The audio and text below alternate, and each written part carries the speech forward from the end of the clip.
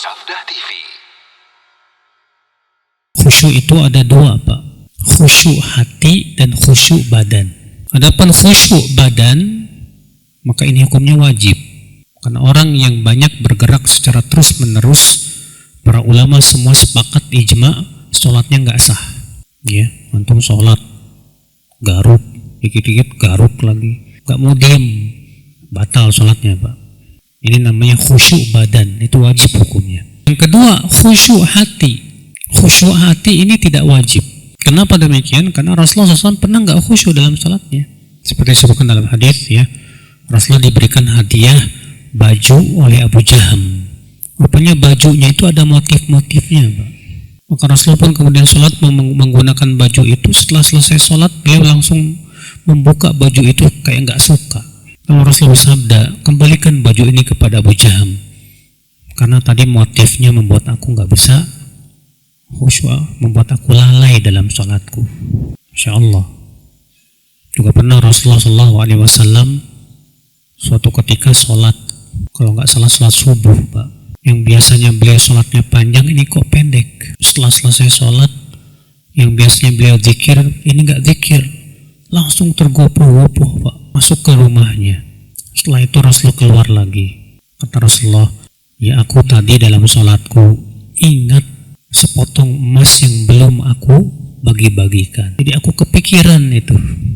Rupanya Rasulullah nggak khusyuk gara-gara mikirin sepotong emas yang belum sempat untuk dibagi-bagikan. Masya Allah. Umar bin Khattab bahkan pernah, ya, beliau sholat jadi imam lagi mikirin gimana ini mengatur pasukan, Mbak. Saking mikirin pasukannya lupa baca Al-Fatihah. Lupa baca apa? Al-Fatihah. Ya, ini namanya khusyuk hati.